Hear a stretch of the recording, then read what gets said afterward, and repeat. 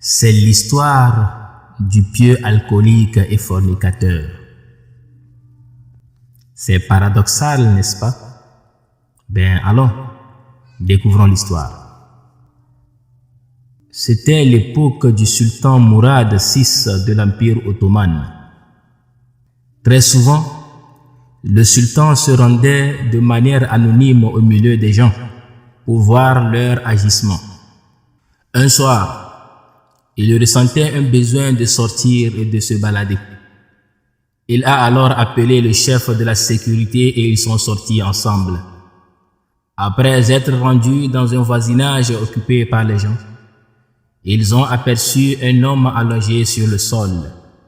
Le sultan l'a touché, mais l'homme était déjà mort et les gens ne s'intéressaient qu'à leur propre occupation. Personne ne semblait se soucier de l'homme décédé qui gisait sur le sol.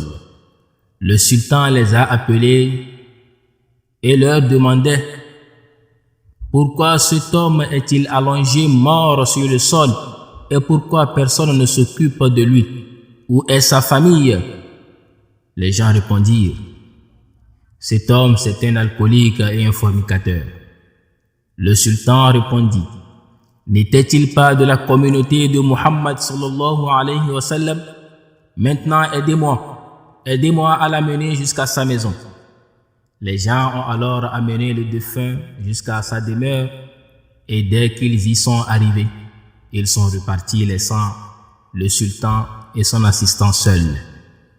Et lorsque l'épouse du défunt a aperçu le corps sans vie de son mari, elle commença à verser des larmes.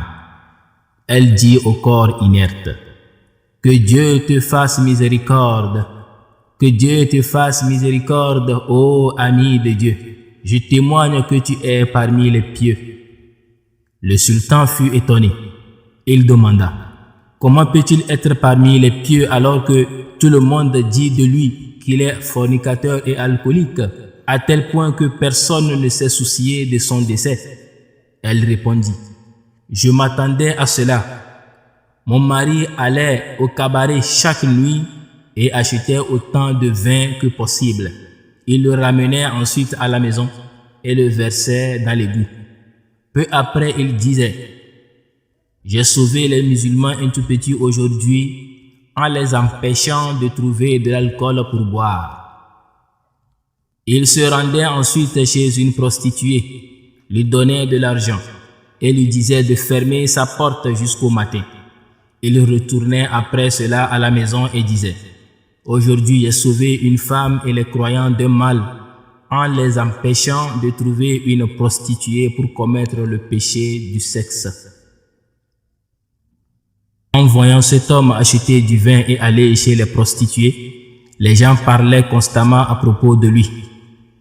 Un jour, je lui ai dit, « Lorsque tu mourras, il n'y aura personne pour te laver, personne ne priera sur toi et personne ne t'enterrera. » Ce à quoi il rit et répondit, « N'aie pas peur, ma chère épouse. Le sultan des croyants ainsi que les personnes pieuses prieront certainement tous sur mon corps. » Le sultan a alors commencé à pleurer et il dit, « Je jure par Dieu, il a dit la vérité, car je suis le sultan Mourad. Aujourd'hui, je vais le laver, prier sur lui et l'enterrer. » Le sultan, les érudits et les personnes pieuses ainsi que la masse ont alors tous prié sur lui. Morale de cette histoire. Nous jugeons les gens pour ce que nous voyons ou entendons d'eux, mais nous ne voyons pas ce qui est dissimulé dans leur cœur, si Dieu le sait. En quoi est-ce important que quelqu'un d'autre le sache?